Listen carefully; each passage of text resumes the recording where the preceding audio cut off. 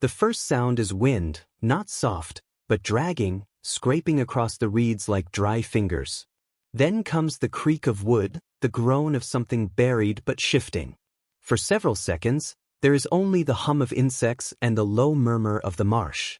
Then, a scream. It is a woman's voice, muffled, strangled by the thickness of dirt. It rises once, tears through the stillness, and dies as suddenly as it began. Silence returns. A heavy silence, as though even the trees are holding their breath. Murder, so deliberate. In the spring of 1872, a town called Ash Hollow slipped out of history. The land where it stood is now a reservoir, quiet and blue, with no marker, no road leading in. But before it drowned, it was a place of orchards, of limestone houses, of Sunday hymns carried on the wind. And before it died, something was born. The story begins at the edge of the marshlands, where the ground never fully dries and the roots of the cypress trees twist like bones beneath the water. There once stood a small farmhouse, whitewashed, shuttered, with smoke that rose thin and gray from a single chimney. The house belonged to the Ashfords, a family of founders, proud of their blood, proud of their name. On an April night that seemed to stretch longer than any before it, lantern light flickered in that house. The midwives had been summoned in secret, 2 women from opposite ends of the valley, both sworn to silence by coin and fear. Inside, the air was stifling, thick with the scent of sweat and iron. Miriam Ashford lay on the bed, her hands clenched so tightly the sheets tore beneath her nails. Thomas Ashford stood by the window, his face pale in the lantern glow, saying nothing, watching the sky instead of his wife. The midwives whispered prayers as the child, no, the children, came. But what came into the world that night were not the sort of children any mother expects to hold. The first midwife dropped her instruments when she saw them. The second fainted outright. Miriam did not scream again. She only stared, her eyes wide and hollow, as though she recognized them from a dream she had once tried to forget. The twins were small, pale as unlit candles. Their bones pressed against skin that seemed too thin, too transparent. Their eyes were open, but they did not focus. They did not cry. Instead, they hummed, a low, steady sound, vibrating through the walls, making the lantern glass tremble. Thomas moved forward, his steps deliberate. "Cover them," he said. The midwives hesitated. He struck the table so hard the lamp flickered out. "I said cover them." When light returned, one child was wrapped in cloth. The other was gone. No one ever agreed on what happened in that moment. Some said Thomas took the missing child into the cellar himself. Others swore Miriam did it, weeping and muttering words in a tongue the midwives did not know. By dawn, both infants had vanished from the room entirely. Only the sheets remained, wet and black with something darker than blood. The midwives fled before sunrise. One of them told her husband what she had seen. By the next morning, she was gone too. The other moved to Tennessee and was never heard from again. That week, the people of Ash Hollow began hearing strange sounds after dark, faint humming from beneath the soil, rhythmic, like the echo of a lullaby sung through the ground itself. Dogs barked at the empty air. Horses refused to cross the Ashford Bridge. Children spoke of seeing small faces in the marsh, eyes that gleamed without reflection. And always, the same smell lingered on the wind, iron and smoke, as though the earth had burned from the inside. Narrator, voice soft, cold. The birth was never recorded. No baptism, no registry, no doctor's signature. Only whispers, buried as carefully as the afterbirth beneath the cypress roots. The town went on pretending nothing had happened. But something beneath that soil remembered. It listened. That night's rain came heavy and unending, drumming against the rooftops like fists. The river swelled. The marsh rose. And in the dark water that lapped against the Ashford fields, 2 small ripples spread outward, slow, deliberate, circling each other like mirrors. The scream had ended. But the humming had just begun. A bell tolls once, distant, hollow, swallowed by fog. The shot drifts over the marsh, the water still slick from last night's rain. Then the camera rises, revealing the Ashford estate, a white mansion standing alone against the morning gray, its windows dark, its chimneys coughing faint threads of smoke that seemed to curl back toward the ground. Narrator, measured colt. The Ashfords were not drifters or homesteaders. They were founders, descendants of Virginia's earliest bloodlines, steeped in wealth, education, and quiet corruption. Where others saw land, Thomas Ashford saw dominion. Thomas was a man shaped by inheritance, tall, exact, his every motion calculated. He believed that purity, once diluted, could never be restored. His sister Miriam was his shadow, smaller, softer in tone, yet her silence carried the same gravity. Their father had died during the war, leaving debts and land no one else could manage. The Ashfords were all that remained of their name. To Thomas, that meant one thing: the blood must stay unbroken. When Miriam came of age, she was courted by a local mill owner's son, a union that promised to save the family through wealth. But the suitor drowned before the engagement was announced, face down in the river, lungs filled not with water, but with soil. The townsfolk whispered, yet no charges were ever filed. Thomas was seen at the funeral, his gloved hand resting on Miriam's shoulder, his expression unreadable. Weeks later, a notice was posted. By arrangement of the Ashford estate, Miss Miriam Ashford shall be joined in marriage to her brother, Thomas Ashford, for the preservation of familial holdings and titles. The town's silence was immediate and total. The church balked at first. Reverend Hale called it blasphemy. 2 days later, the Reverend left town, citing illness. His home was found empty, his Bible still open on the table to the verse, "And the blood shall be upon them." A new preacher arrived the next week, one paid handsomely by Thomas to perform the ceremony and to speak nothing of it again. The wedding was held at dusk. The few invited guests were made to swear secrecy under threat of ruin. The ceremony took place in the orchard behind the house, under a dead oak tree blackened by lightning years before. Miriam wore white. Thomas wore black. There was no music, no vows of love. Only an exchange of rings that had once belonged to their parents, slid back into the same line of hands. Narrator, quietly. The Ashford marriage was not one of passion, nor even of sin. It was a transaction, a promise between two souls who believed they could master the cost of their own corruption. That night, after the ceremony, thunder rolled across the valley. Servants claimed the lightning struck twice in the same place, splitting the old oak in two. Others said they saw the reflection of fire in the mansion's windows, though no smoke followed. Within a month, the soil around the estate darkened. Corn withered in the fields. The family's livestock were found stillborn, their eyes clouded with milky film. Thomas dismissed it as misfortune, but Miriam began to pray each night beside the dead oak, her hands trembling, her words breaking into murmurs that no longer sounded like English. The townspeople kept their distance. They depended on Ashford money, the mills, the grain, the church's very foundation, all paid for in coin that seemed to carry the scent of iron. But whispers spread like mold. The farmers said the Ashfords had made a pact. The blacksmith claimed he'd seen Thomas burying a wooden box behind the barn, its lid carved with circles and eyes. One of the servants, a girl of 14, fled the estate barefoot and shaking. She told her mother, "They don't pray to God in that house. They pray to the blood."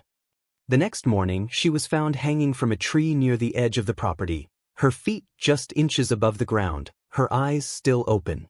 By the time summer ended, the town had learned how to survive. They spoke no ill of the Ashfords, and they did not look toward the manor after sundown. Narrator, low, resonant. The pact was not written on paper. It was written in lineage, sealed by silence, fed by fear. And in the heart of that silence, something began to listen.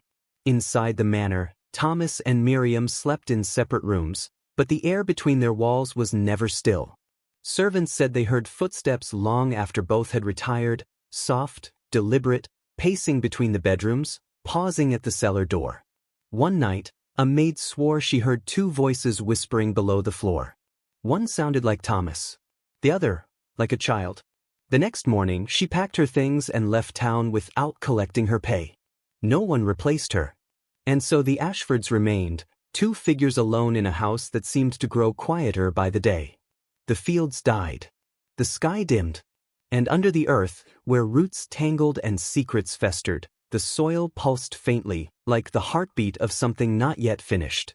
Rain falls in sheets, blurring the world into gray and shadow. The Ashford house rises from the fog, its shutters closed, its chimneys coughing pale smoke into the dawn. Somewhere within, a door slams. The echo runs through the walls like a heartbeat. Deliberate. Ash Hollow had long learned not to ask questions of the Ashford house. But when the cries began, even silence had to listen. The midwives who attended the Ashford birth were never seen again, but by midsummer, their absence was the least of the town's unease. Strange noises began to emanate from the manor after dark, faint, melodic hums that rose from the ground itself. At first, it sounded like wind slipping through cracks in the floorboards. Then, as nights stretched longer, the hum began to pulse in rhythm, as if something beneath the house was breathing. Inside, the servants grew restless. Their duties were simple: fetch, clean, obey. Yet more and more, they refused to enter the cellar. It was Thomas Ashford who had ordered the door sealed. A heavy iron lock. New hinges. Wooden beams bolted across from the inside. He told the staff the lower chambers were flooded, unfit for use. But on quiet nights, they could hear movement below, a faint rustling, a scrape, the gentle patter of small hands against stone. One evening, a maid named Ruth took a lantern to the cellar door. She claimed she heard whispering, two voices, speaking in unison, syllables that did not belong to any language she knew. When she leaned closer, the voices stopped. Then, 3 slow knocks from the other side. Ruth screamed and dropped the lantern. Thomas appeared moments later, dragging her away by the arm. "What did you hear?" he demanded. "Children," she gasped. 2 of them. Calling for their mother. Thomas's grip tightened. "They have no mother," he said. "Not anymore." The next morning, Ruth was gone. Her room stripped bare. Her name scratched off the payroll ledger in Thomas's own handwriting. Miriam Ashford, meanwhile, was fading. She wandered the halls barefoot, her hair unbound, whispering to herself. She left bowls of milk on the cellar steps, small offerings that curdled before sunrise. When Thomas caught her one night, she told him she had heard the children crying. "They're cold," she said. "They're waiting for me." Thomas slapped her so hard she fell against the wall. "Do not speak of them," he hissed. "They are not ours. They are what was given." But his eyes betrayed him. They were rimmed red, sleepless. That night he went to his study and began to write. The entries, preserved only in fragments, were later found in the ashes of his desk. The hum grows stronger. "They know when I am near." Miriam dreams of them. Sometimes she wakes with their names on her lips, names we never gave. If they are the price, then the debt must be paid in full. Weeks passed, and the house seemed to sink into itself. Mold crept along the walls. The orchard behind the manor stopped bearing fruit, though the branches sagged heavy as if burdened by invisible weight. Neighbors passing by at dusk swore they saw lights moving in the cellar windows, not candlelight, but a bluish glow that pulsed in time with the wind. Children who strayed too close to the property line came home with nosebleeds and nightmares. One boy said he saw 2 pale faces in the dirt, smiling without mouths. One stormy night, Miriam disappeared. The servants searched every room, but found no trace, until Thomas descended to the cellar himself. He returned at dawn, his shirt stained dark, his eyes glassy. When asked if he had found her, he only said, "She is below." The cellar door was then sealed again, this time with nails and chains. Thomas ordered the remaining servants to leave the property and paid them twice their wages to never return. For the next several weeks, smoke rose constantly from the chimney. Neighbors reported hearing hammering at odd hours, and sometimes, faint music.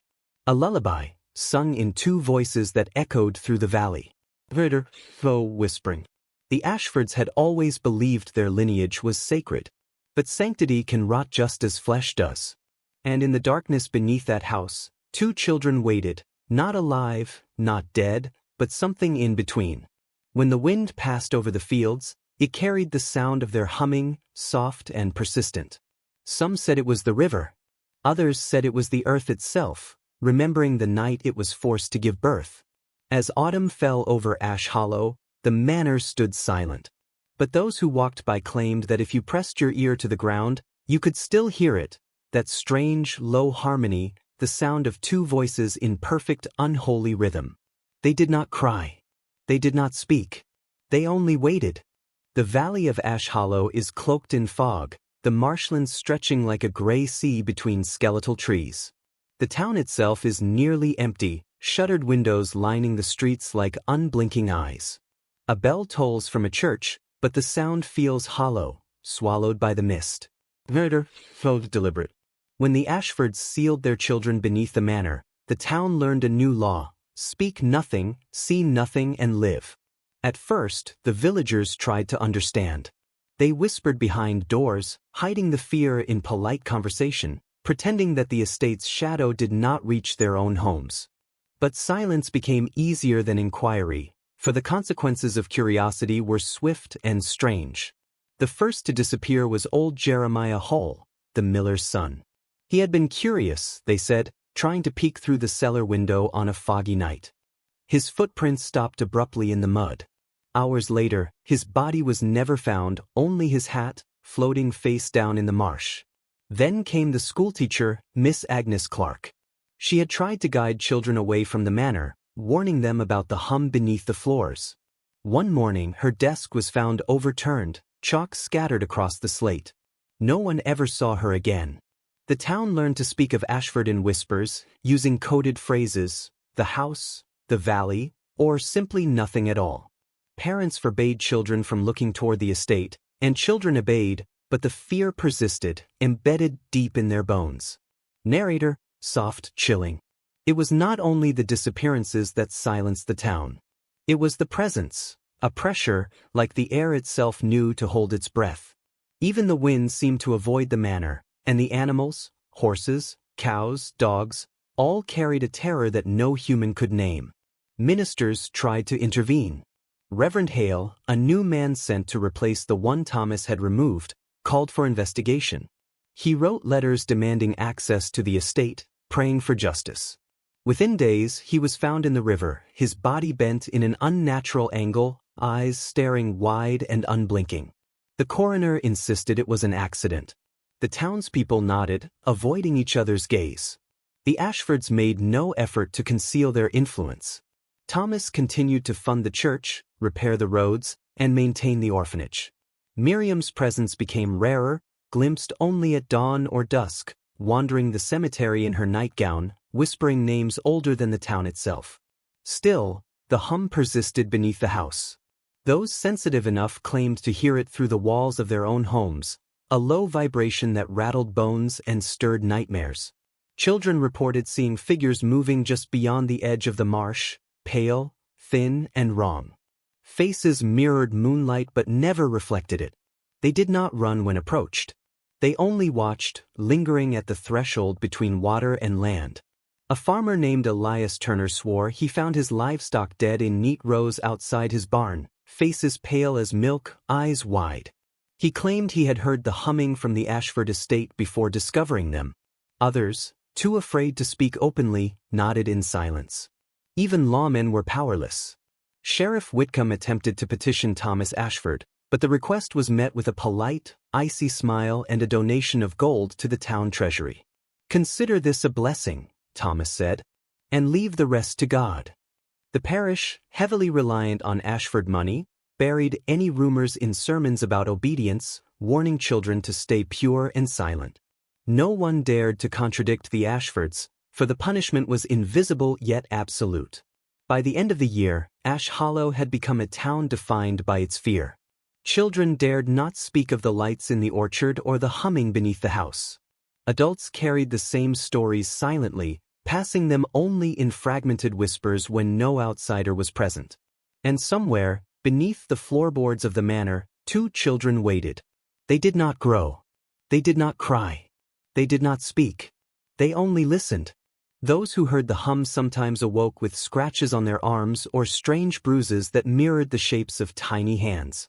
Farmers swore their soil refused to yield crops, as if even the land obeyed the will of what lived beneath the Ashford home. Narrator, low, chilling. The town had a choice: confront the horror and vanish, or live in silence and survive. They chose silence. Even as winter approached and the fog thickened over Ash Hollow, the humming continued, a reminder that the Ashfords were not alone, and that some presences, once awakened, could never be put to rest.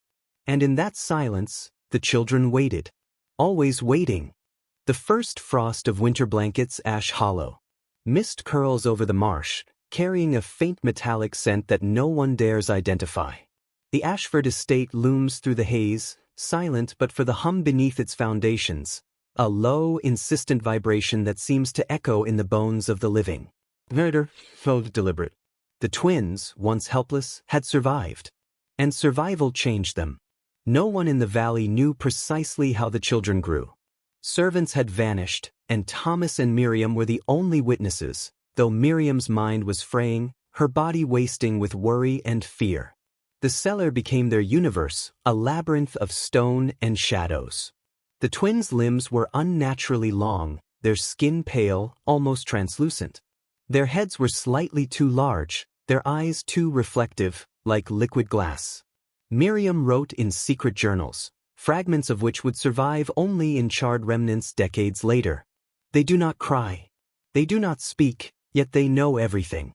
I watch them and they watch back. Their gaze is a weight I cannot bear. They see not what is, but what could be. She described them as hollow, a term she used not for deformity, but for the space within, a vacancy that seemed to extend beyond the flesh, into something older, something alive beneath the earth. Thomas, ever pragmatic, saw opportunity in the twins' existence. Where others saw abomination, he saw power. He began experiments in isolation, feeding, depriving, observing. The children were unusually sensitive to sound, light, and even thought. Miriam pleaded for mercy. Thomas dismissed her. They are the Ashford legacy, he said. And legacies demand sacrifice, he added, voice calm, unshakable. The town, still silent, noticed changes in the estate from afar. Smoke no longer rose in neat lines from the chimneys. It twisted and coiled unnaturally, like black ribbons. Lights appeared and disappeared in the windows with no human presence. Farmers reported that crops near the manor failed, while those on the outskirts thrived, as if the twins' influence extended beyond the house itself. Children dared each other to peek through the orchard at night, and some swore they saw two pale figures standing just beyond the tree line, unmoving, faces blank but eyes wide. Those who lingered too long returned with scratch marks, bruises shaped like tiny hands, or worse, silence, broken only by tremors and whispered warnings. As years passed, the twins' presence became more unsettling. They aged, but not as humans do. Their limbs stretched further, their movements slow and deliberate, like shadows in motion. They had no voices, yet when someone spoke aloud near the cellar, the air seemed to echo with response, a hum that vibrated through the bones, like a conversation without words. Miriam's journals record nights of terror. They know me. They follow my eyes. At times, I am certain they dream of things I have not imagined. I hear the hum in my sleep, and awake to find marks on my skin, letters, shapes, names, as if they write in the flesh what they cannot speak.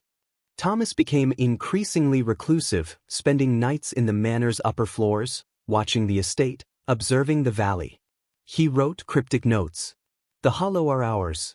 They bend to the will of Ashford blood. They are the instruments, and we are the keepers. We will not fail. The townspeople grew restless. Whispered rumors of disappearances, strange lights, and unnatural sounds became common. Those brave enough to speak directly were met with subtle threats: the sudden failure of their livestock, unexplained illness, or the arrival of mysterious letters warning them to forget what sleeps below. By the time the twins were 10, it was evident that they were no longer simply children. Their bodies were conduits for something beyond comprehension. Farmers claimed that the wind carried their hum into the valley, making animals ill, stirring unease, bending nature itself to their presence. Even Miriam, once the voice of conscience, became a shadow. She wandered the orchard at dawn, leaving small offerings of food and trinkets for the children she both loved and feared. Her health declined, her hair gray and thinning. She whispered, often to herself, often in tongues unknown to man or scripture. The hollow are watching. They will inherit all that we feared to hold. Murder, whispering, ominous. The Ashford twins were not merely born. They were cultivated, bred for observation, for patience, for hunger that could not be sated by ordinary means. They were a hollow birthright, the legacy of ambition, secrecy, and blood too tightly bound. By the time the first frost melted into spring, the valley knew fear as a constant companion. No child played near the Ashford estate. No farmer dared linger past dusk. And somewhere beneath the stone floorboards of the manor, two figures watched and waited, silent, hollow, eternal. A cold wind rattles through the skeletal trees of Ash Hollow. Mist clings to the marshes, curling over stagnant waters, carrying whispers that no one can trace. The Ashford estate looms, white and silent, its iron gates chained, windows shuttered. Yet life, or something that calls itself life, moves beneath. Murder, so deliberate. When the children of the cellar reached adolescence, the valley itself seemed to recognize their presence. Shadows lengthened unnaturally. Livestock refused to graze near the Ashford fields. The wind carried hums too precise to be random, vibrations that seeped into houses, through walls, into dreams. By now, the twins were no longer hidden entirely from human eyes, though the town rarely saw them clearly. Stories spread. A fleeting glimpse of pale faces pressed against the window panes, figures moving just beyond torchlight, or limbs bending impossibly as they leaned from the cellar stairs. Farmers swore that their cattle, left near the estate, grew sick, their eyes wide and unblinking, foam at their mouths. Crops turned black at the roots, and water in wells tasted metallic, almost alive. Children returning from school refused to look at the Ashford house, often breaking into tears when the wind carried faint echoes of laughter that did not belong to any living soul. One elder, Henry Cartwright, who had lived in Ash Hollow his entire life, claimed the twins sang to the valley, their hum vibrating in the soil, the trees, the very air. When he tried to warn the townspeople, they hushed him, fearful of drawing Thomas Ashford's attention. Within days, Henry vanished. No trace remained except a journal found weeks later, pages smeared with mud and written in a trembling hand. They know when I think. They know when I speak. The valley itself listens with them. It is not the children alone. It is everything bending beneath them. Ministers, wary of losing their positions and funding, turned a blind eye. Reverend Pritchard, a young preacher, attempted to investigate the hum personally. He reported hearing a chorus beneath the manor floor, a resonance that pulsed with intention. Windows rattled. Candles blew out simultaneously. And when he returned to his room that night, his Bible was open to a passage describing the punishment of those who fail to heed warning signs. By morning, Reverend Pritchard had disappeared. Only his shoes remained, placed neatly at the threshold of the church. The congregation murmured, eyes averted, the silence stretching longer with each passing day. It was during this time that townsfolk first began speaking openly, not of the twins themselves, but of the valley. Fields that once bore crops were left fallow. Homes, once warm and occupied, fell into neglect. Even the river seemed to avoid the estate, flowing slower, darker, almost viscous near its banks. Children dared each other to approach the manor, but none lasted long. Those who did return told of hearing whispers in voices not human, words half-remembered, a litany that seemed to instruct the wind and the trees. Some parents swore they saw the twins outside, even though no doors or windows had been opened. Their movements were slow, deliberate, almost floating above the ground. When approached, they vanished into shadow. Narrator, whispering, sinister. It was then that Ash Hollow understood. The twins were no longer merely contained within the cellar. Their influence spread like smoke through stone and soil. The valley itself listened, carried their hum, and obeyed. Fear became a living thing. Farmers who dared to speak of these occurrences experienced strange phenomena. Water in their wells became thick and dark. Livestock huddled in corners, refusing to eat. Even the town dogs whimpered at night, running to the hills for reasons no one could explain. Letters appeared in homes, unsigned, warning families to look away, or the valley will remember you. Some believed these letters were the work of Thomas Ashford. Others whispered that the twins themselves, now unnaturally aware, had found a way to extend their will beyond the stone walls of their prison. By now, the valley had become a character in its own right, alive, aware, and loyal to the Ashfords. Those who questioned it, who dared defy the rules of silence, vanished. It was no longer a threat limited to the estate. The very earth, air, and water seemed to protect the twins' existence. Even Thomas and Miriam seemed diminished by the valley's weight. Miriam's hair had grown gray, her body frail, yet she continued to descend to the cellar daily, leaving small offerings of food and trinkets. She whispered to the twins, though the words were never repeated. Thomas grew colder, spending days in the upper rooms, charting the movements of shadows outside, muttering about inheritance and obedience. By the end of this decade, Ash Hollow was no longer a town of people.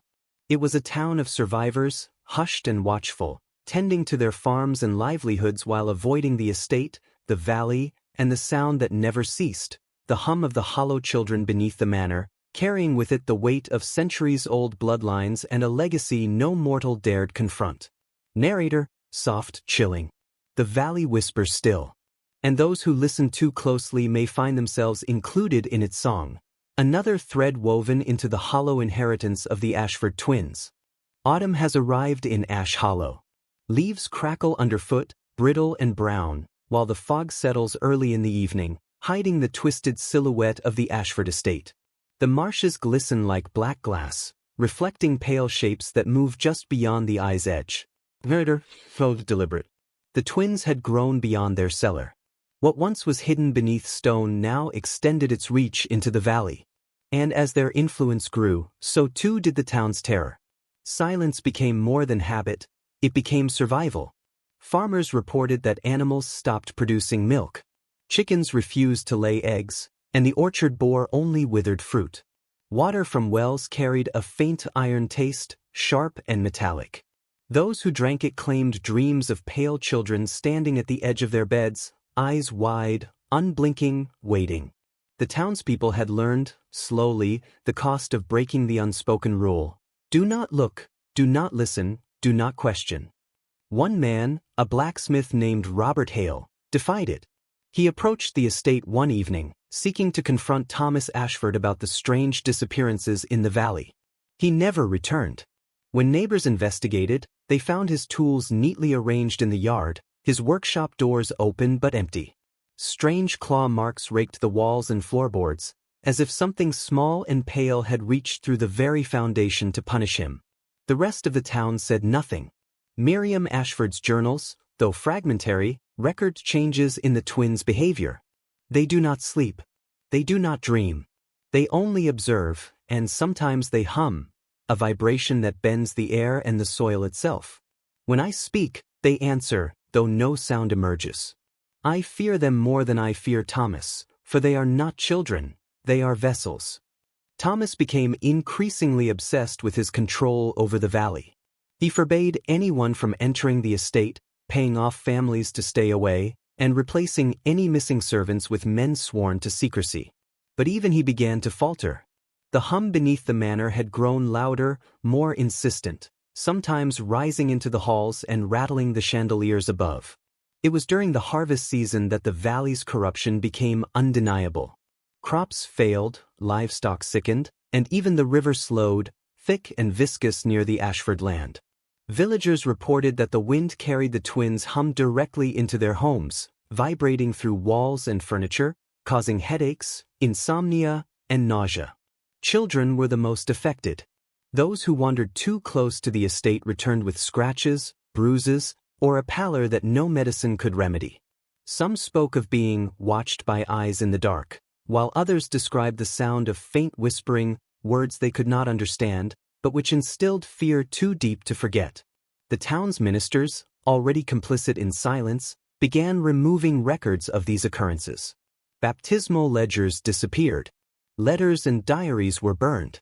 The Ashford influence was absolute, bolstered by fear, wealth, and a mysterious force that seemed tied directly to the twins themselves.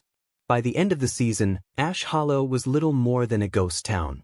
Families left quietly, abandoning homes and fields, carrying only memories too terrifying to speak aloud. Those who remained lived in constant vigilance, avoiding the estate and the valley, refusing to cross its boundaries even in daylight. Thomas Ashford, once confident and resolute, had grown gaunt. Yet he continued his work in the manor, documenting the twins' growth, observing the subtle changes in their movements, and recording what he called their inheritance, a power that was no longer human. Miriam, now frail and pale, continued her daily trips to the cellar, leaving small offerings, bowls of milk, scraps of bread, trinkets. She whispered names and prayers in half-forgotten tongues, trying to keep some measure of humanity in the children she feared more than death itself. Narrator, whispering, chilling. The valley itself obeyed the twins. The trees bent in their presence. The soil refused to nourish. Even the wind carried their message: silence, obedience, and watchfulness. Those who broke it disappeared quietly, their absence noted only by a gap in the community and a lingering, unplaceable dread. The Ashford twins were no longer children. They were instruments. And the town, whether willingly or by force, had become their audience, their garden, their harvest. Each whispered rumor, each unspoken fear, each cautious step across the valley fed the hollow inheritance that would endure long after Thomas and Miriam themselves had vanished. The fog over Ash Hollow has thickened, settling like a suffocating blanket. The Ashford estate is barely visible through the haze, its shutters nailed, chimneys crumbled, and gardens overrun with thorned vines. The marshes, black and silent, mirror the gray sky above. In the water, ripples move with no discernible source, as if something beneath the surface stirs. Murder, felt deliberate. The Ashford twins were never meant to leave the manor, yet the valley, the town, and the river itself became extensions of them. They were everywhere and nowhere, a presence older than any living memory, and by the end, even time seemed to bend around them. After decades of silence, disappearances, and whispered warnings, Ash Hollow was no longer a town in the usual sense. Families fled in small groups, leaving behind homes, barns, and belongings as though abandoning the valley itself could shield them from what lay beneath the earth. The few who remained carried a quiet terror in their bones, a fear that grew each nightfall when the wind carried faint, hollow hums. The twins themselves were now unrecognizable as children. Their bodies had grown tall, their limbs elongated and bent at impossible angles. Their skin was pale, almost translucent, and their eyes reflected light like pools of quicksilver. They did not speak, did not sleep, did not age as humans do. They were vessels, for what, no one could say, though whispers in journals and fragmented accounts suggested something older than the valley itself. Thomas Ashford, once the master of the estate, had grown frail with age, yet even in his last years, he deferred to the twins, leaving the cellar as their dominion. Miriam, skeletal and pale, continued her ritual visits, leaving offerings and speaking names long forgotten. She wrote in her journal until the day she disappeared, her final entry simply stating, "They do not forgive. They do not forget. And they will inherit all that the valley holds." By the mid-20th century, Ash Hollow ceased to appear on official maps. The government, under the guise of progress and hydroelectric development, flooded the valley to create a reservoir. The Ashford estate, the church, and the graves of the family were submerged beneath cold, black waters. Fishermen who tried to navigate the reservoir claimed the fish refused to bite in certain areas, and divers reported strange, pale shapes moving just below the surface, glimpses of limbs too long and faces too reflective. Locals whispered the water itself hummed. Those who listened too closely swore the sound carried intention, a voice beneath the waves repeating the rhythm of the valley. Some claimed the twins' eyes could be glimpsed, watching from the depths, waiting, patient beyond comprehension. Narrator, soft, chilling. The Ashford twins were no longer bound by flesh or time. They had become part of the land, the water, and the valley itself. The town had attempted to erase them, to forget, but forgetting does not end a curse. It only allows it to breathe in silence. By the late 20th century, only fragmented records of Ash Hollow remained. Letters, charred journals, and sketches of figures with elongated limbs, faces blank but eyes wide. One surveyor, descending beneath the reservoir for a map, noted scratches on submerged walls and waterlogged journals that whispered of offerings, of bloodlines preserved, and of eyes that never closed. Even today, the reservoir carries a warning that cannot be printed on maps or stated aloud. Older residents call it the drowned watching. Children dare each other to approach its banks, but those who linger report feeling a weight on their chest, as though unseen eyes stare from beneath the black water. Faint hums ride the wind at night, incomprehensible yet precise, vibrating through the bones like a reminder, the hollow inheritance remains. Families, ministers, and officials tried to rationalize, rename, and erase the valley's history. The reservoir became a symbol of progress, yet nothing changed.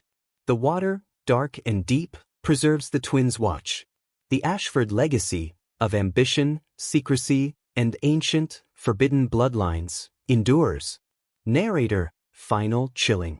The Ashford twins may no longer walk the earth, but they remain everywhere the valley touches. They do not blink. They do not sleep. They only wait. And if you ever stand by the water on a still night, if you hear the faint hum rising from the depths, do not peer below. For the watchers of Ash Hollow, the hollow inheritance of Thomas and Miriam, are eternal. And they are patient.